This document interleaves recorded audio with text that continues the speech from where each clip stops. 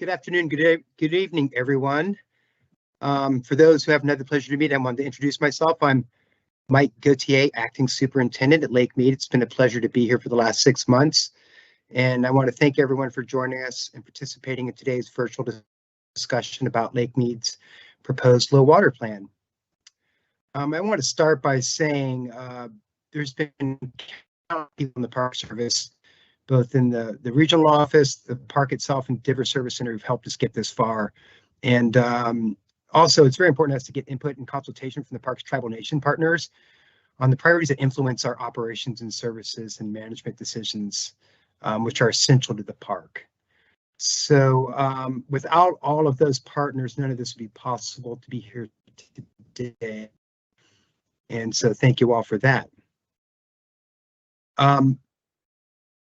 Just want to say that the Sustainable Low Water Action Plan is quite a mouthful. So moving forward, I'd like to just call it the plan. And so you don't have to remember the acronym and all those words, just call it the plan from here forth.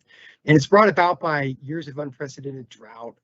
The last winter was pretty nice for water. The last 20 plus years haven't been. And it's given us the opportunity to really consider what happens if the water does eventually continue to go down again. And that's what this plan is about, to consider services, management strategies, and recreational opportunities at the park. The park and our Denver Service Centers that I've referenced have been hard at work over the last 2 years to update their strategic direction and create a more sustainable and responsible future. That's what this plan is about. And we're committed to providing the best services that we can at our 5 key park locations, along with the facility and infrastructure that's needed to maintain those services. So power, sewer, water services, things of that nature. All right, this plan explores a range of new strategic management operational concepts within the scope of funding, safety and operational assets, cost-benefit analysis of long-term infrastructure needs, and the plausibility of continued drought and rapidly declining lake levels in the years to come. Regarding the long-range strategic direction of the park takes, the NPS will continue to promote water and land-based recreation in the park that supports operational, environmental, educational, and equitable goals. Which brings us to today. By sharing your ideas and opinions about how the park should approach low water access management, you can help us shape the future. And really, that is what today's about. It's getting your feedback.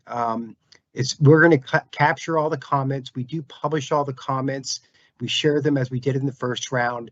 And today's preferred alternative and the alternatives that are developed are a result of your comments from back in December and January. So thank you all for that. And without much further ado, I'm going to pass this on to Rose Verbose. Rose has been critical in getting us this far. She's from Denver Service Center, and she's going to keep the conversation going. Thank you, Rose.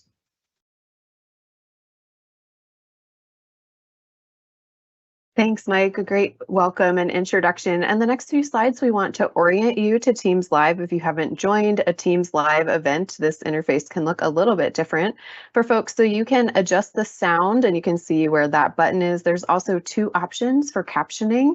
You can turn captions on in the lower right-hand corner. We'll also drop a link in for external caption services as well. On the next slide, we'll show you where you can hide and view the Q&A. I think some folks have already dropped some questions and answers in, so we appreciate you engaging in that way. So you can hide it or view it in that upper right-hand corner. There is a call-in number for this meeting, and we'll also be dropping in the link for the live captioning, so you should see that as well should you need to use that service.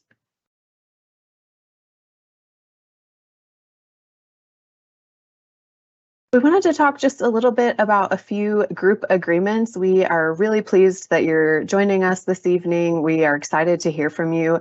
And as a part of that, we're just asking for a few things from everybody that's participating. Just participate fully. We are welcoming all perspectives. They're needed. We want you to provide comment. We're hoping to help you navigate that process.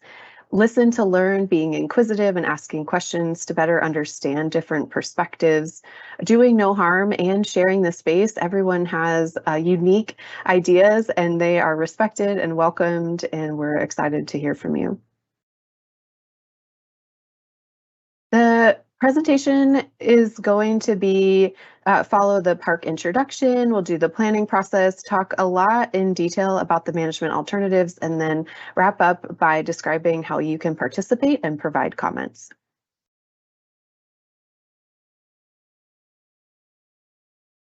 We also want to introduce you to the presenters. You met Mike already, who kicked us off.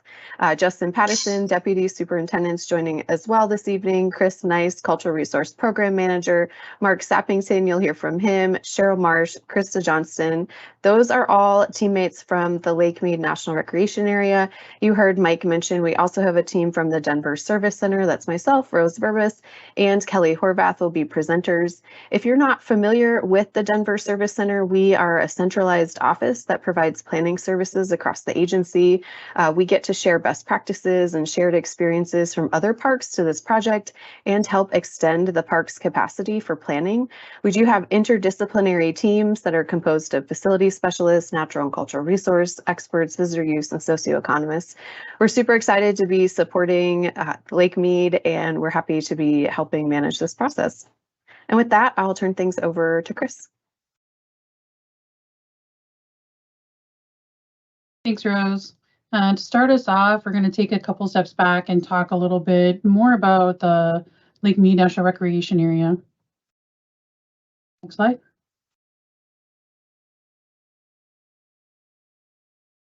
So the park's purpose is to provide diverse public recreation, benefit, and use on both lakes Mead and Mojave and the surrounding lands in a manner that preserves the ecological, geological, cultural, historical, scenic, scientific, and wilderness resources of the park.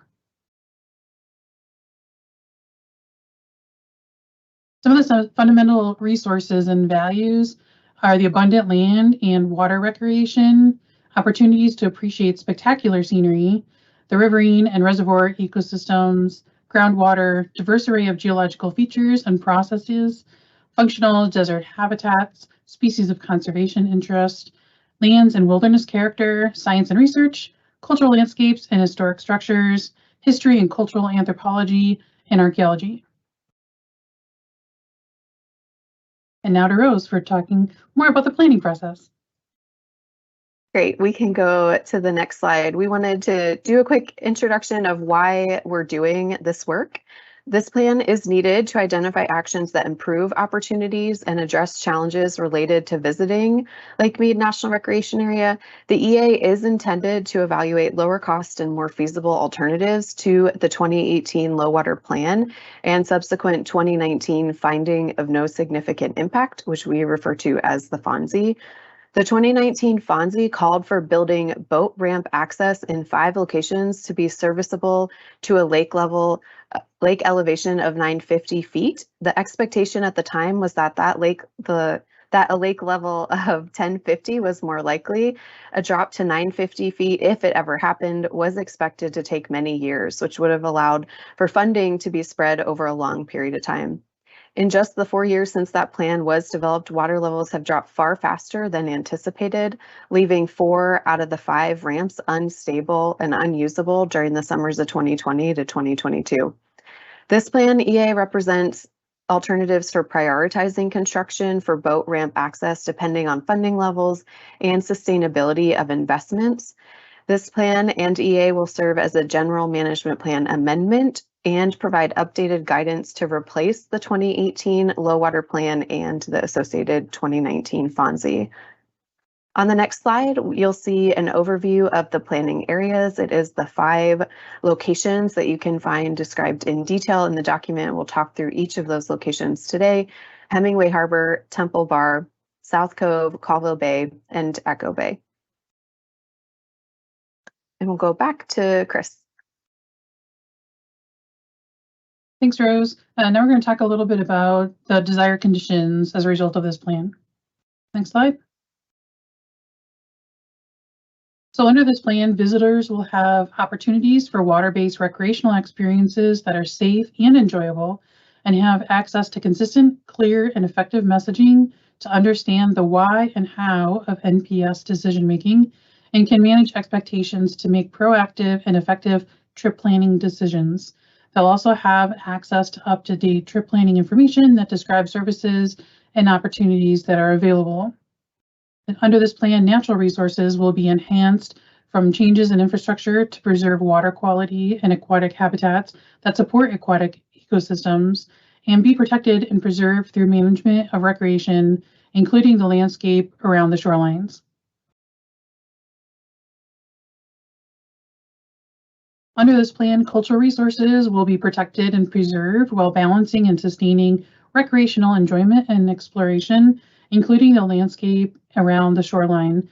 And cultural resources will be evaluated for preservation and potential rehabilitation to accommodate a compatible contemporary use, including structures and historic districts that can tell the stories of the park's history and desert landscapes. From this plan, facilities and infrastructure will provide a variety of reliable services at key locations to benefit visitors as well as park operations and support the NPS mission.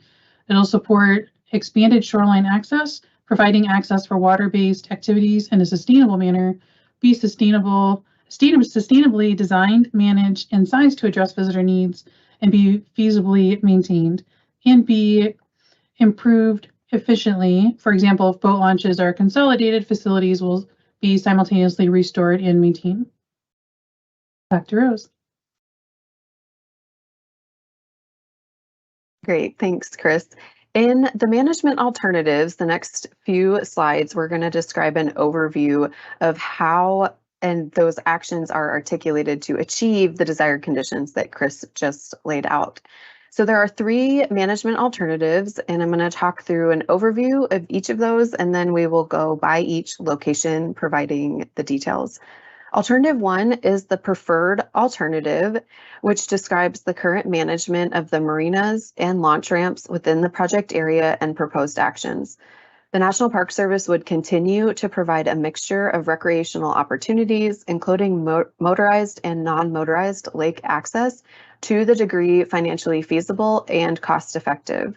The National Park Service staff would maintain concessionaire-operated marinas and improved launching access at Hemingway Harbor, Colville Bay, and Temple Bar.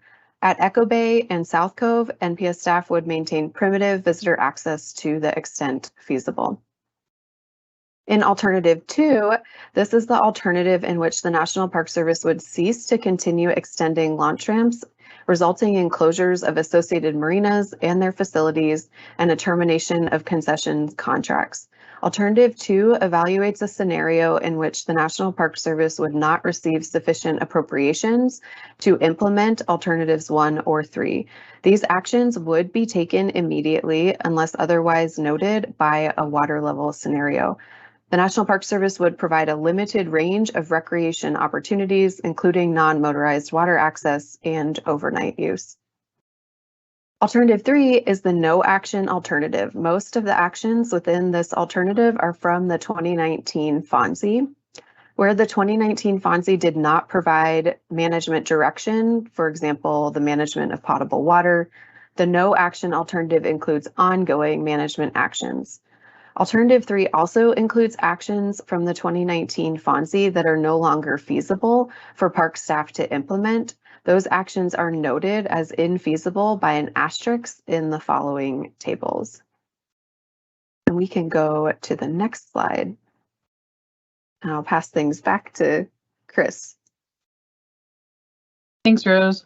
We're going to kick things off with Hemingway Harbor. So under alternative 1, which is the NPS preferred alternative, launch ramps and marina operations, the NPS preferred alternative would extend the launch ramp in its existing location to an elevation of approximately 1,000 feet and relocate the launch ramp and marinas when water levels are below approximately 1,000 feet. Above approximately 1,000 feet, we'll evaluate existing launch ramp locations for reopening. Again, under alternative 1, facilities and services, we'd maintain concession services, associated parking lots, and continue to support facilities and infrastructure associated with the marinas. Evaluate any abandoned infrastructure for operational and financial feasibility and safety, and remove where appropriate. We'd stop maintaining structures that are unsafe and no longer necessary. Under alternative 1, for potable water, Boulder City would continue to supply potable water And that is the same scenario for each of the 3 alternatives for potable water. Under alternative 2, launch ramps and marinas, there'd be no future concrete launch ramp extensions or relocations of launch ramps or marinas. The primitive motorized vessel access would be evaluated for safe and operational feasibility. Under alternative 2, facilities and services, there would be no services available. We'd close all related facilities, infrastructure associated with the marina, and infrastructure would remain until funding is available for removal. Potable water remains the same as alternative 1. Under alternative 3, launch ramp and marina operations, the launch ramp would be extended to 950 feet in its existing location. Note the asterisk. Or when water levels are below 1,000 feet, relocated closer to Hemingway Wall. Facilities and services under alternative 3 would be the same as just mentioned under launch ramp and marine operations, and potable water again is the same. Boulder City would continue to supply the potable water. Next, we'll look at Echo Bay. Thank you, Chris. Hello, everyone. My name is Mark Sappington. I am the Chief of Resource Management and Interpretation for the park, and I will describe the Echo Bay alternatives to you. So for the first alternative, which is the NPS preferred alternative, we will maintain the launch ramp closures and designate and construct a primary access road and primitive launch ramp area for continued limited access down to 1,000 feet. For facilities and services, we will maintain the concession contract to provide land-based services, including fuel, retail, and trailer village and RV sites with no on-water operations. The National Park Service would not repurpose buildings in this location. Below water levels of 980 feet, the National Park Service would evaluate primitive campground options, including RV sites without potable water. We would also evaluate abandoned infrastructure for operational and financial feasibility and safety and remove where appropriate. We would evaluate historic structures that are unsafe and no longer needed. For potable water, we would provide potable water until approximately 980 feet. Once potable water cannot be provided below approximately 980 feet, we would develop a transition plan to allow trailer village occupants time to relocate themselves and their property outside of the park. For alternative 2, for launch ramp and marina operations, no future launch ramp extensions or relocations would take place. For facilities and services, no amenities or services would be provided. Infrastructure would remain until funding is available for removal. And for potable water, it would be the same as alternative 1. For alternative 3, for launch ramp and marina operations, the launch ramp and marina, if reestablished, would extend to an elevation of 1,000 feet. Below 1,050 feet, the launch ramp and marina operations, if reestablished, would be relocated north to Pump House Bay with associated new roads and utilities. For facilities and services, see the actions under launch ramp and marina operations above. And for potable water, they would be the same as alternative 1. And we'll move on to the next location, Colville Bay. Great. At Colville Bay, under alternative 1, the NPS preferred alternative, maintain the closure of the existing launch ramp when water levels are at or below approximately 1065 feet. The concessionaire would continue to maintain and operate a portable launch ramp. The National Park Service would extend the launch ramp and marina facilities further into the lake. Under facilities and services, maintain full concession services and complete the design of all supporting infrastructure. Opportunities for commercial services would be considered and evaluated above 1065 feet. And once potable water is no longer able to be maintained below 950, remove concessionaire infrastructure, employee housing, and other NPS facilities. Reevaluate the longevity of overnight use given the lack of potable water. And also evaluate abandoned infrastructure for operational and financial feasibility and safety, and remove where appropriate. Potable water would be provided until 950. Once potable water cannot be provided below 950, the park would need to develop a transition plan to allow trailer village occupants time to relocate outside of the park. Alternative 2, similar to what you heard at other locations, would include no future launch ramp extensions or relocations, no amenities or services provided. Infrastructure would remain until funding is available for removal, and below 950, reevaluate the longevity of overnight use given the lack of potable water. Potable water is the same across all of the alternatives. And in alternative 3, the marina operations would extend to an elevation of 950. Below 1065, the launch ramp and marina facilities would be extended further into the lake or relocated to Swallow Bay with associated new roads and utilities. And that action does have an asterisk next to it. Facilities and services, because this is the 2019 FONSI, the details would be provided above, and potable water is the same across all alternatives.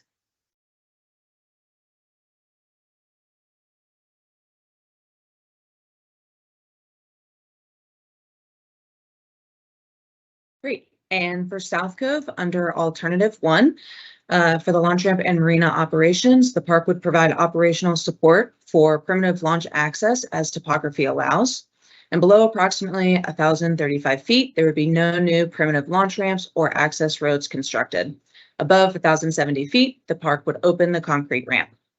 For facilities and services, there would be no amenities or services provided and no new roads constructed. Park staff would evaluate abandoned infrastructure for operational and financial feasibility and safety and remove where appropriate. And for potable water, there would be none provided at South Cove under this alternative. For alternative 2, similar to the other locations, there would be no future launch ramp extensions or relocations. The facilities and services under alternative 2 would be the same as described in alternative 1, and the same for potable water. There would be none provided at South Cove. Under alternative 3, the National Park Service would authorize launching at the end of a park-approved road, as selected in the 2019 finding of no significant impact. For facilities and services, they would be, you can see actions under the launch ramp and marina operations above. And same thing for potable water, there would be none provided at South Cove. Now we'll go to Cheryl with Temple Bar.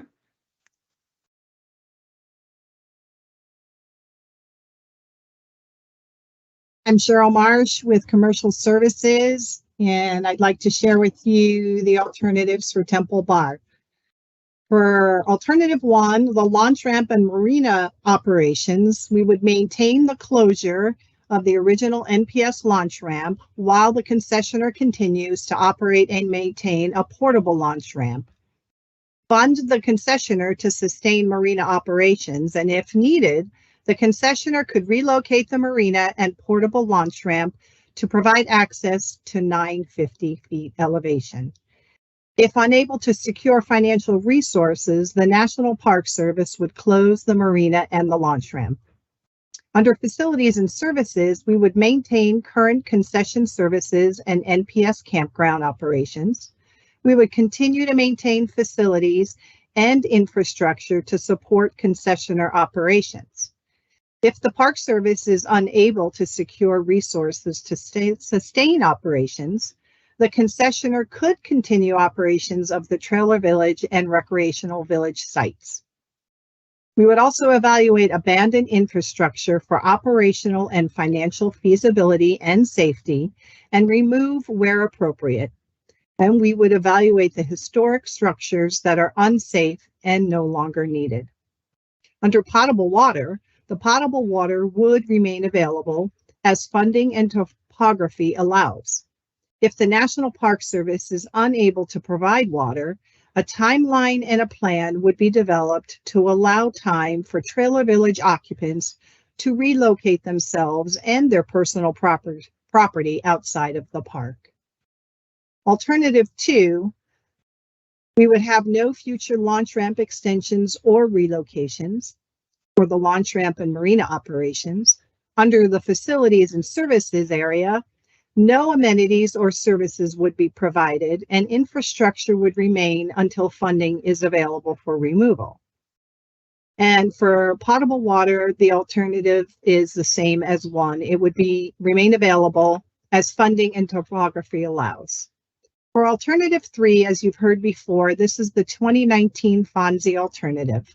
The National Park Service would extend marina operations and the launch ramp to an elevation of 950.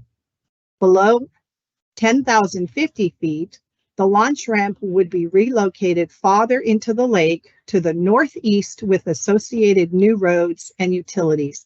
Please note the asterisk in that comment. Under facilities and services, the same is under actions for launch ramp and marina operations, and potable water would remain the same in alternative 3 as well. I believe I'm turning it back over to Rose.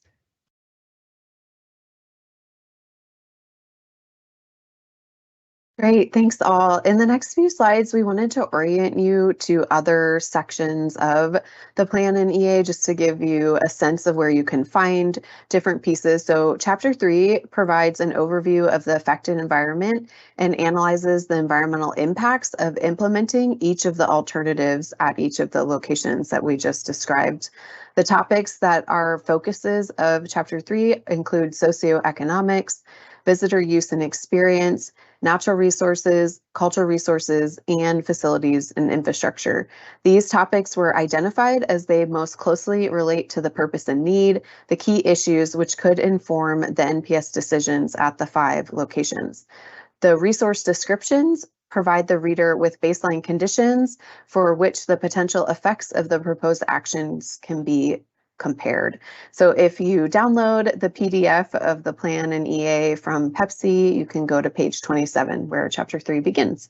We can go to the next slide to orient the group to the rest of the document, which is just to say that there's a number of appendices and there's a lot of different information in them. So Chapter 4 provides an overview of Section 7 and 106 consultation, as well as ongoing consultation with Native American Indian tribes. The visitor use monitoring strategy and visitor capacity appendix is Appendix C. That provides a monitoring strategy that translates the desired conditions for the plan into measurable attributes that, when tracked over time, evaluate change in resource or experiential conditions. Visitor capacities were also identified to meet the park's legal obligation to identify capacities for all analysis areas within the unit.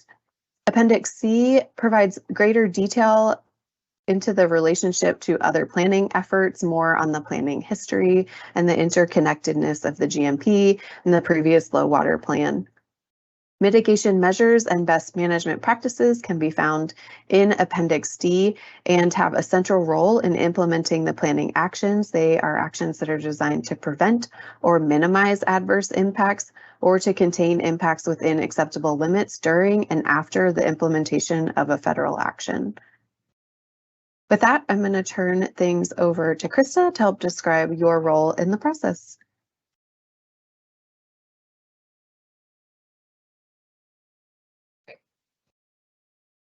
Thank you so much, Rose. Again, my name is Krista Johnston, Chief of Staff here at Lake Mead National Recreation Area. And so now that we have shared the current status of the park's planning process and the updates to the potential new management concepts, it's time to explain the critical role that you, the public, have to play and how you can use it to engage with the NPS in the next step of the planning process here for the park. Next slide, please. Now, as the slide states, we want to hear from you. The public comment period on the EA's preferred and additional proposed management concepts is open through August 4th, 2023. So for the next 3.5 weeks, you are welcome to submit your comments and feedback in several ways, including the project's homepage, which is included here on the slide. And we will also have someone from our staff who's managing the PowerPoint. They can drop that in the chat for the public as well. You're also welcome to mail in comments to Lake Mead's administrative offices. Please direct any postage mail to Lake Mead National Recreation Area, Attention Superintendent's Office, 601 Nevada Way, Boulder City, Nevada, 89005. A third option to provide feedback is via email, and that should be sent to the park's public affairs team, and that can be done at lake_public_affairs@nps.gov. And again, there are many ways to provide your feedback. We just ask that, like the ground rules for today's virtual meeting and in tomorrow and Wednesday's in-person meetings later this week, that the comments are constructive, respectful, and civil. And we appreciate all the feedback that you will be presenting us with. And with that, I'll turn it back to Rose. Thank you so much for joining today, everyone. Yes, thank you all so much. We have received just a few questions dropped into the Q&A box. So now's the time. If you have additional questions that you'd like to hear from park staff, please feel free to drop those in. We're going to take just a minute to allow the questions to come in and to get organized behind the scenes before we start answering the questions. So please go ahead and drop those in.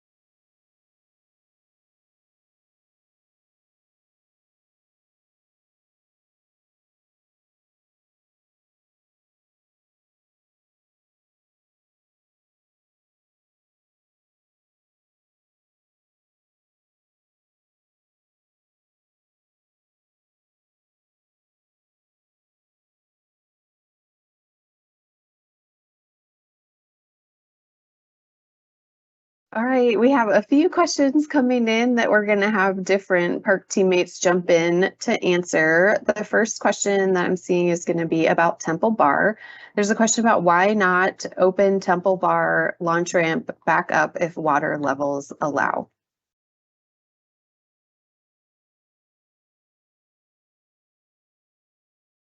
And Cheryl, we'll see if you're available to answer that.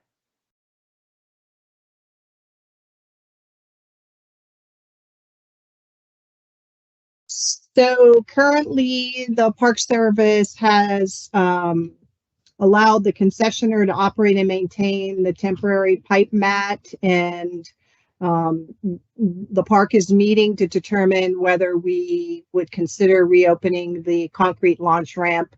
And it's about safety and resources currently. So we are investigating when to open up the concrete launch ramp at Temple Bar due to fluctuating water levels.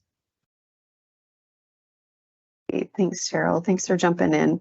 We have a funding question that's going to go to Mike or Justin.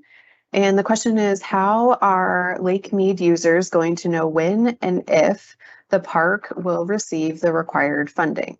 Sure seems like none of the options are any good without the needed funds.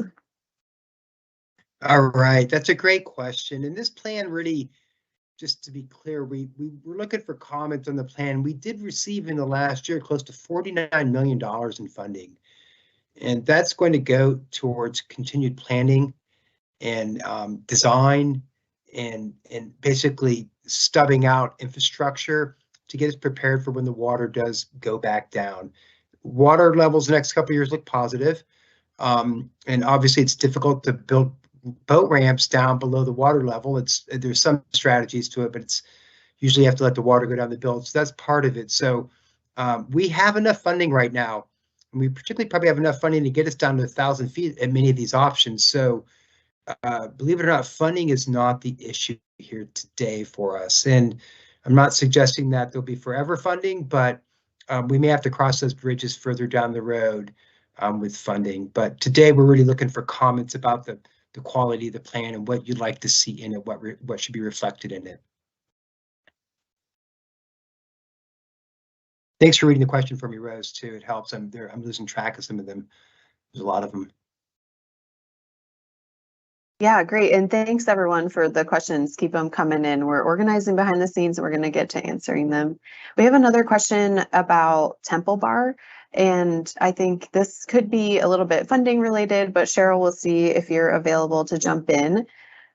There's the question about how the concessionaire could continue to operate at Temple Bar on 1-year contract extensions. Maybe describing that and answering that question would be helpful.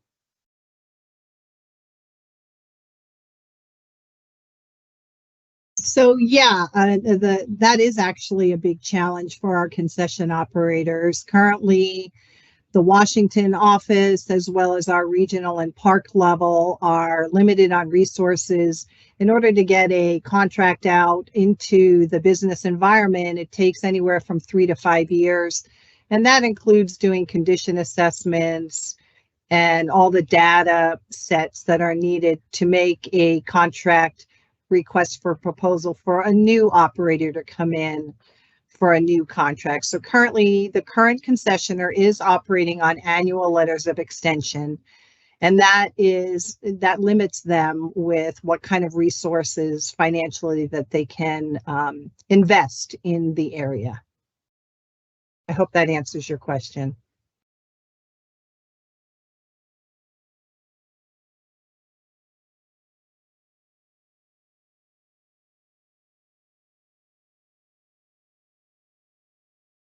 Great, thanks, Cheryl. Very helpful. So let's see, let's do another question. Kelly, you jumped in. Do you have one teed up? You're ready? Yep, sure thing. So I think the question here is for Mike, another one about funding. And so the question was that there's a lot of focus on the water levels, but these are up quite a bit this year. And did that increase funding for the park? It actually did not. And this is a quick moment to thank, I think, the delegation of both Arizona and Nevada for chiming in and helping at least make the importance of the funding come through. So it had little to do with the water coming up.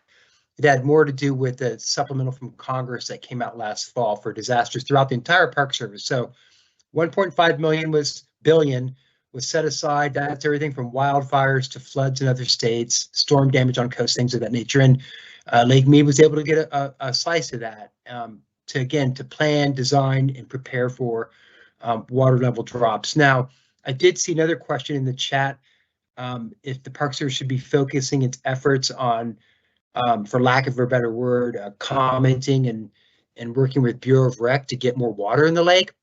We are in conversations with them, but to be very clear, the Bureau of Rec is under a very different mission. And their role is to sustain navigable waterways, prevent flooding, provide power, provide water to communities. That's their mission, which is a little different than ours. And those priorities are frankly have tremendous, really tremendous economic impacts over the country. And so in all fairness, they do rise a little higher, which isn't to say that they don't consider our environmental concerns, our recreational concerns, but that's what drives a lot of their decisions. But they are listening. I don't know if there's any Bureau Rec folks here on the meeting today. They do take that into account, but they factor in a lot of those. And I like to remind everybody, all the water that's in Lake Powell, it still will eventually come to Lake Mead. So though they might be restoring that reservoir some, that water does make its way down here. And the projections as it stands is that we're unlikely to dip below 1,000 feet in the next couple of years, given this year's recent waterfall and the agreement of lower states that we recently reached. So that's somewhat good news.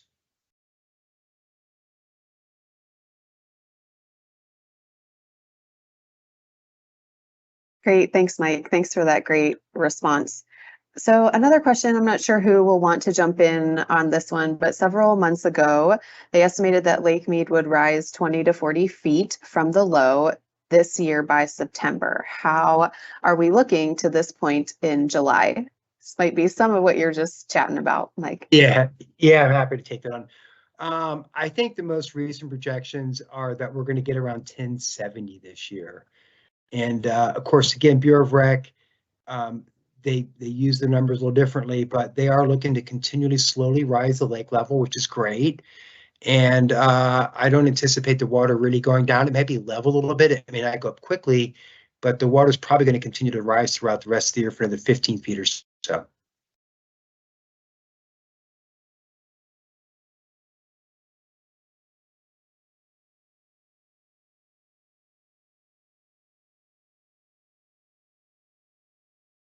Okay, great. We have another question about Echo Bay, and the question is that the plan in EA states that for Echo Bay, the trailer village infrastructure is beyond repair. If option 1 is proposed, what is the plan to continue the operation of the trailer village at Echo Bay?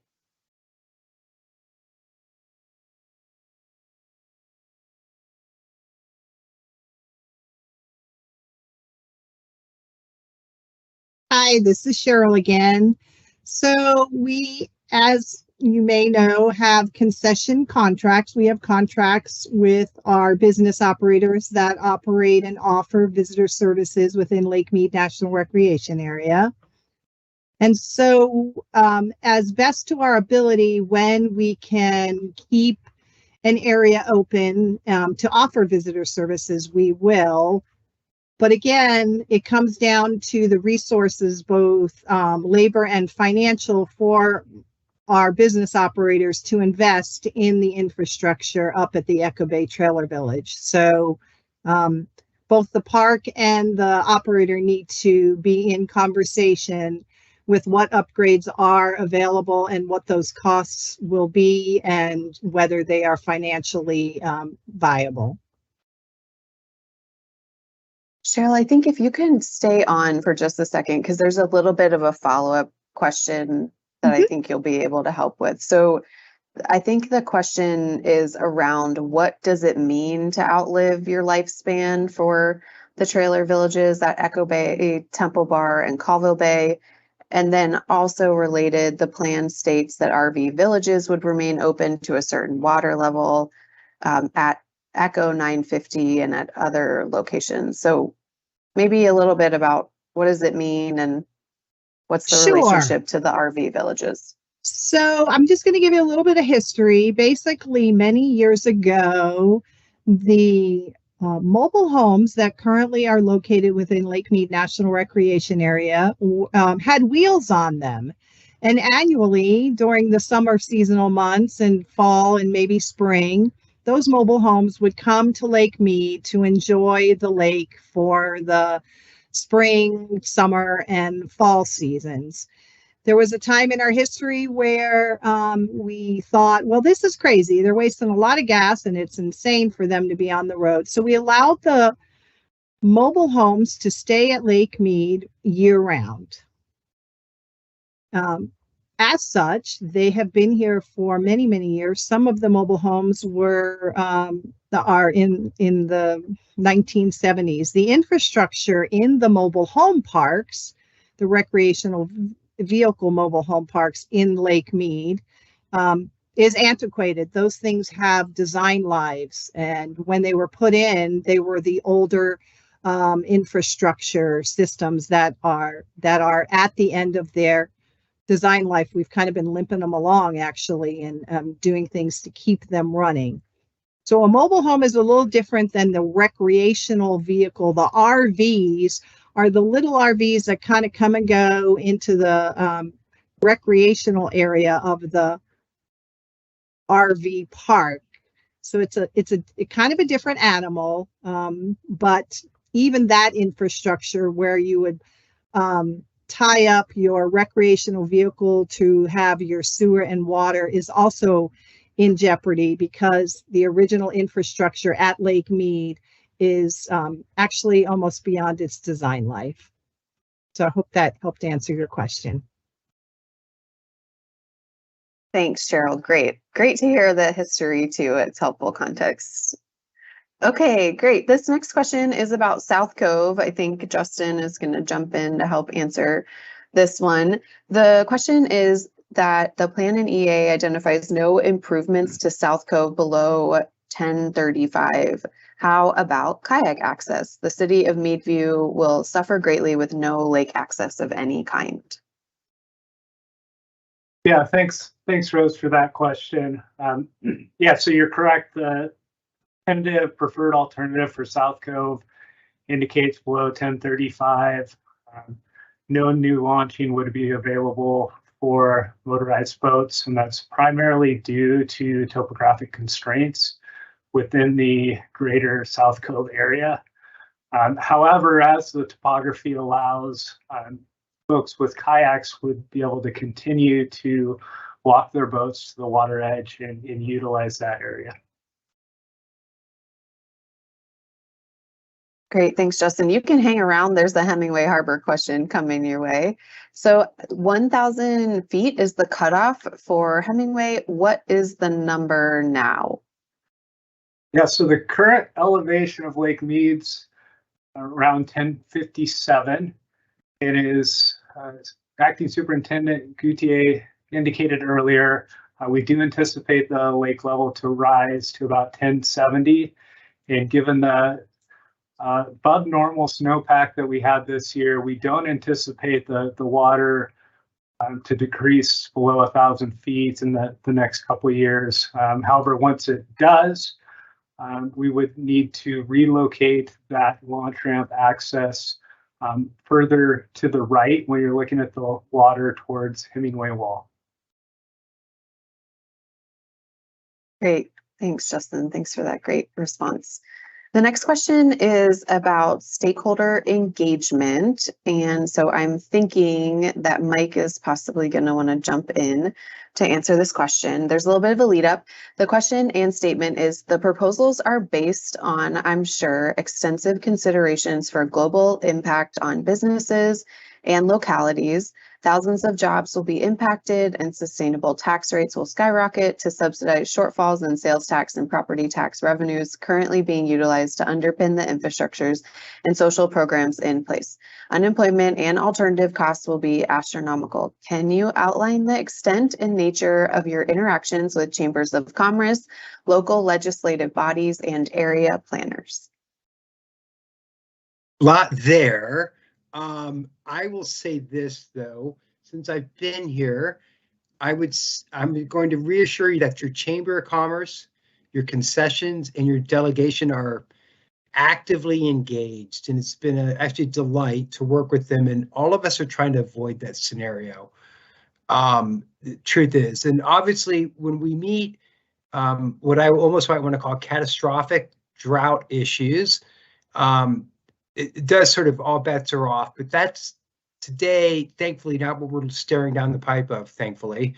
And they've been really responsive. And again, I want to point to our delegation and our chamber and our concessions, all of them, for expressing their concerns and helping us get the additional funding. They've been integral, and they will continue to be, and we'll continue to work with them, inform them, and have those discussions. It's very important. None of this is done by just the agency. We don't operate in a black box. We work closely with them. We've met with the delegation often the last couple of weeks in preparation for this meeting and with the chamber. And so we keep them informed and so that they can be strong in their role. And so I don't really have a specific answer. We haven't done the math, or to my knowledge, we haven't done the math of what happens if all of this collapses. We're really focused on providing access, and this has been part of my role and a delight to really swing for the fences and really advocate for continued boating access at Lake Mead as best as possible and what's feasible. And candidly, I remain optimistic. I think many of them also do, that there's hope in this, and that even if the water levels decline below 1,000 in the out years, that could happen if we continue to have this drought.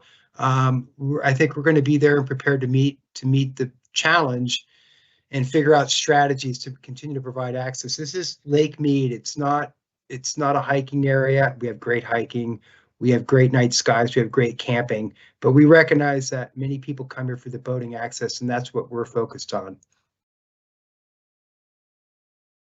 Mike. I saw another question about funding. I'll just go ahead and take Yeah. it. It was about the administrative cost of funding. Honestly,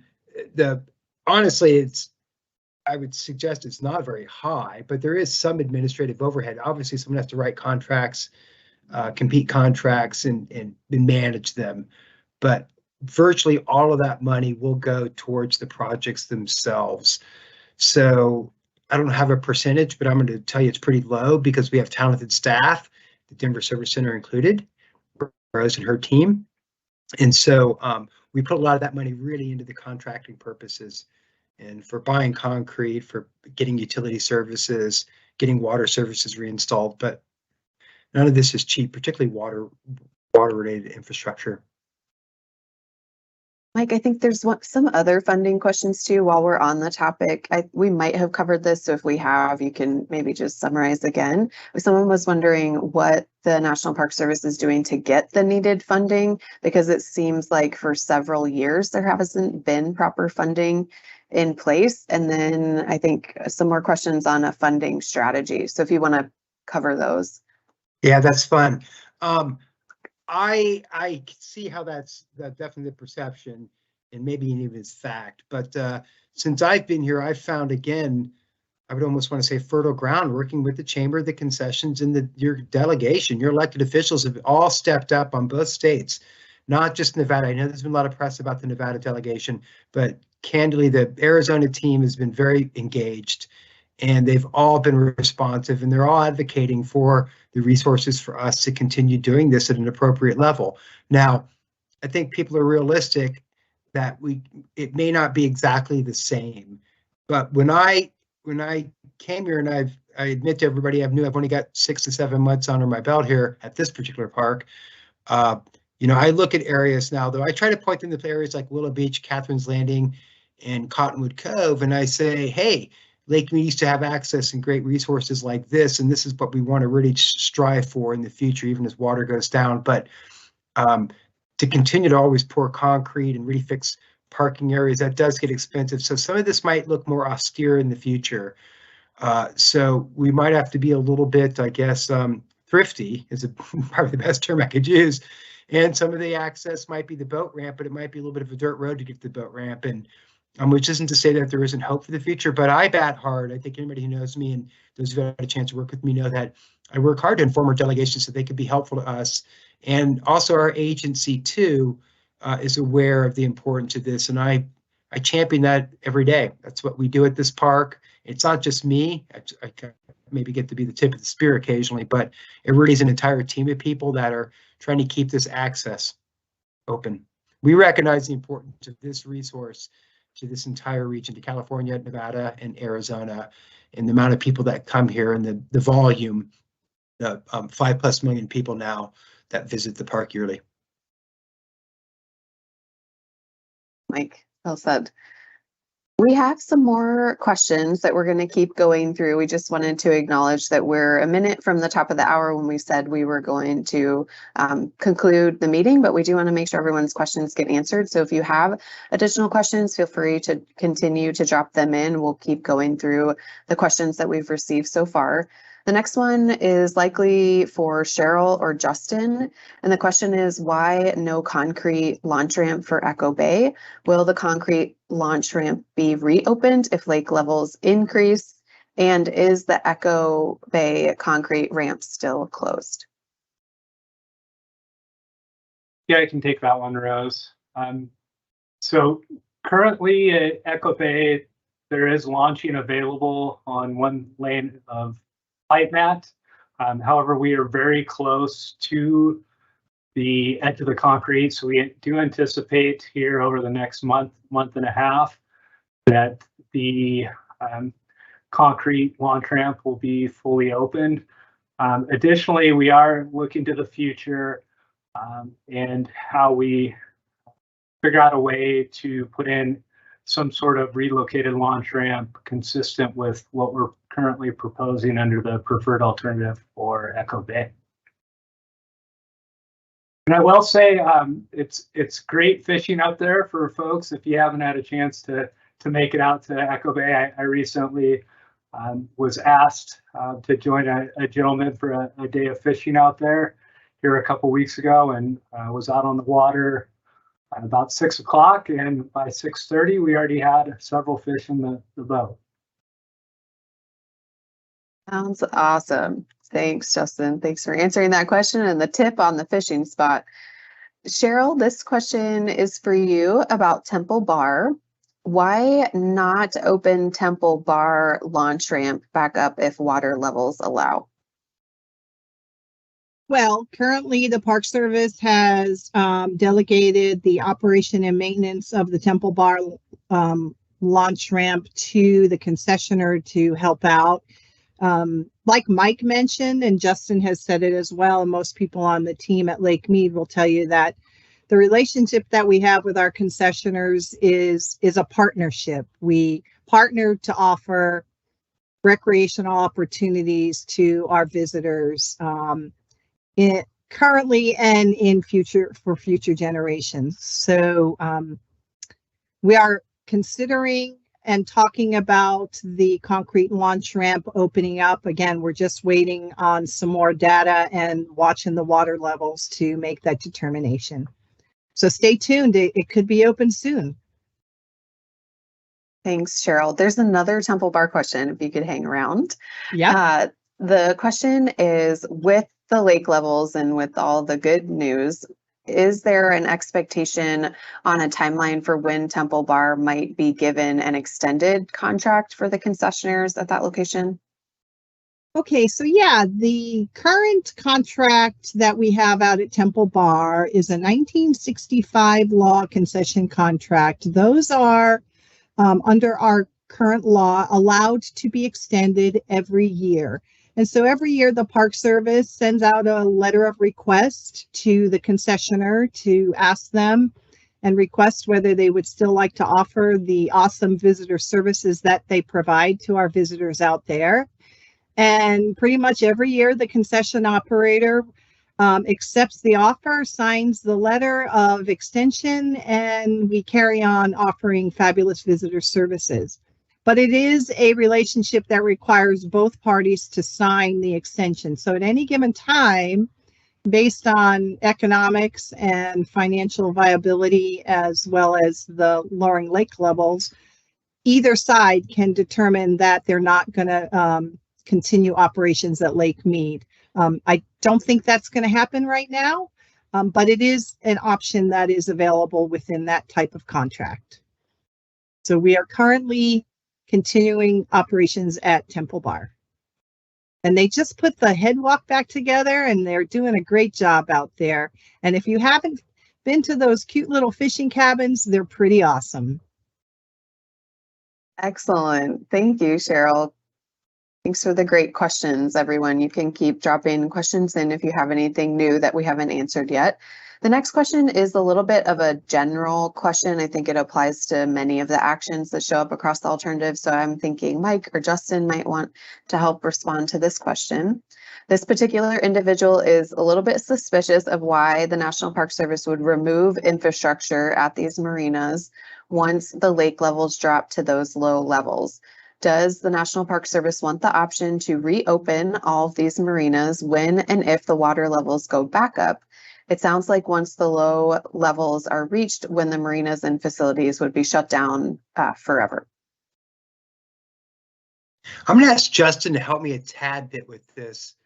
I think he just has more history, but I think that we're really not removing things that we do believe might come back into use with the boat ramps. Now, I am wondering a bit about, I think, the old Hemingway Harbor boat ramp, which is pretty high and dry these days. And I think the resort there at Echo Bay, which are pretty high up, that have actually gone into real disuse and disrepair. Some of those become almost a nuisance because they're just not in great shape, and it would be more challenging to reopen them. But Justin, can you help me out here a little bit with this one? Mike, no, that's spot on. This plan intends to continue operations of all marinas that are currently open down to a level of at least 950 feet, assuming funding remains available and the concessionaires continue to be willing to operate those facilities. So there's no immediate plans to close those facilities. However, as Acting Superintendent Gauthier indicated, some of our launch ramps that haven't been used for 20 plus years, that are, on the order of a half a mile to 3/4 of a mile in some cases away from where the water is currently, we are looking at removing those assets at this point. Some of them, as an outsider, can I expand on this because it's a little bit of something I've noted to share with those who are still with us today. When the water goes down, though, there is a certain amount of unsightliness with, I would say, detritus that gets left behind, and I'm struck by it. And it would be nice in the future to pick up some of the old boats and discarded buoys, tires, concrete blocks. I know it's not specifically what you're asking about, but I do think there's a certain value in maintaining and kind of cleaning up there as we go back down. And that'll be something else I'm looking to do in the future here to help us keep the place looking, like it's loved. Because the one thing I've again learned since I've been here is that people aren't giving up on this lake. They're not giving up on access. They believe in it and they want to continue to recreate here. And I understand why. It's really beautiful. And once you get on the lake, you're not looking at an old boat that's been washed up and dried out on the beach there. But sometimes those are the visual images that get stuck in the media. And again, I want to compliment our local stakeholders, in this case, particularly the chamber and the concessions, who also share that sentiment that even with low lake levels, we still have the largest volume reservoir and I think 70, 80 miles of lake left to play in. And we want to focus on that, and that's still a great resource to come visit and enjoy. Thanks, Mike and Justin, for tag teaming that. Mike, if you could hang around, because what you just mentioned is a good lead in to the next question. And someone has just asked this really great inquisitive question about why is there a limit of water levels for ramp extensions? I understand these resolve around Hoover Dam intakes, but if levels drop below the intakes, why does that matter for ramps being maintained and lake use? There's still plenty of water for what the lake was intended for, its recreation use. It is, and that's, I hear you. As I just want to say, and I'm sharing this really candidly, I'm trying to be very candid with everyone here. It is hard to plan for every possible scenario, and sometimes you have to take steps. And I would almost suggest it'd be like living in southern Florida or living on the side. I used to live in Washington State next to some volcanoes. If you try to plan for this volcano is going to blow up, or what's going to happen after, or in this case, what's going to happen if you have 5 hurricanes in a row, you kind of almost get discouraged. And it's hard, and it really, I think, honestly, for government, it's hard with such a cone of uncertainty to make those arrangements. 950, we feel at this time, is a critical number that the Bureau of Rec is going to respond pretty hard to. And they don't necessarily tell us that explicitly, but that's where power generation stops at Hoover Dam. And we believe that they're going to do as much as they possibly can to protect that. And it's a little bit all bets are off if it does indeed at some future point go below that. Now, we're not looking at that in the imminent future, but when we get there, we may have to go through some more planning process and some more time. And so sometimes you have to kind of punt some things or push them off for a while, and instead focus on what we can plan for, secure funding for, and not convolute the discussion too much, and be frankly positive on what we've got and work aggressively to preserve what we have and make the steps for what we think is the practical future moving forward. Fingers crossed. I mean, they're calling for an El Nino. We may be lucky the next couple of years, we maybe get some extra rain and water levels may even stabilize more, but we're not kidding ourselves. It could also go down. And that's kind of been our approach holistically. Great. Thanks, Mike. Thanks for replying to that question. The last question that we have in the Q&A queue is for Justin about South Cove. So if you have any final questions, please feel free to drop them into the chat. We'll get those answered, and then we will wrap up for the evening. The South Cove question is, if funding was available from outside sources, would a future access road to the water to 950 be possible? This may entail miles of dirt road to be constructed. Thanks, Rose. And hey, Randy, thanks for the question. So the intent of the current EA planning effort is to look at each of these sites and develop sustainable recreation plans. And part of that is sustainable from a topographic standpoint, as well as looking at potential funding options. And given that, we currently aren't looking in the immediate area for an extension to 950 down at South Cove because of topographic as well as anticipated funding constraints. But you know, in the future, there's always potentials that we could circle back and evaluate that. But under the current planning effort, that is not being evaluated. It would be outside of the scope of this current planning effort. Thanks, Justin. If you want to hang around, we have another, I think it's probably a follow-up question from the Echo Bay discussion earlier. So if we've answered it, maybe summarize. The lake may come up to reach the original concrete ramps at Echo, and the original concrete ramp is in excellent condition. Why take down infrastructure that may be useful in the future? From an outside perspective, this doesn't appear to make sense.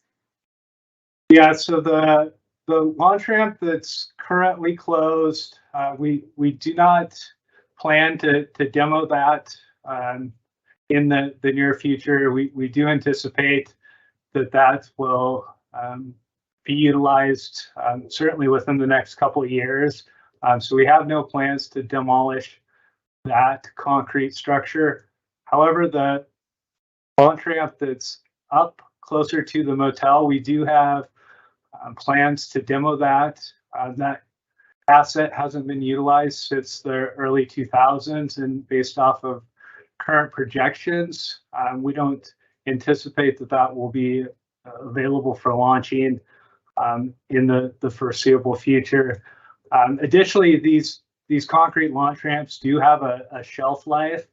And so if we looked maybe 20 years down the road, 30 years down the road, the hydrology in the basin changes, the water levels increase. At that point, that existing launch ramp wouldn't be viable for launching.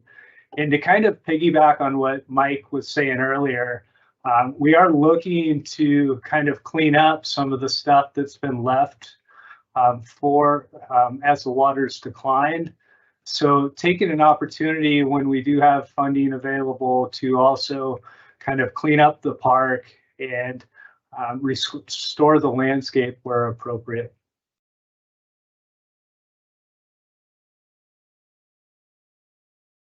Thanks, Justin. Very helpful.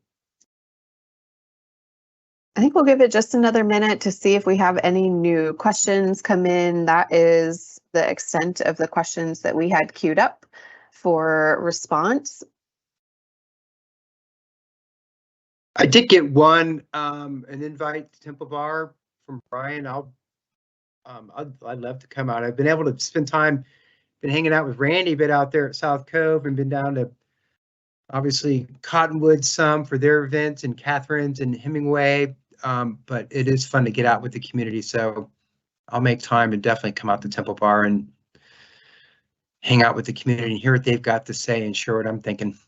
And I know Justin and other people on this team here will also. Sounds like a nice invite. Thanks to the crew. Thanks to everyone who's joined this evening. I'm going to provide some closing remarks and then pass things back to you, Mike, to do the final wrap up. So just a reminder that to submit your formal public comment, go to Pepsi. We've had the link up and it's here again, and we can drop it as an announcement. Again, we really appreciate all the time and just the really insightful questions that everyone has asked. We can tell you're here to learn and understand, and that's been really a wonderful experience to be a part of. So thanks, everybody. Please make sure you provide your official public comment by going to Pepsi. And Mike, I'll turn things to you to wrap us up. All right. I also just want to second, your comments are important to us, your thoughts.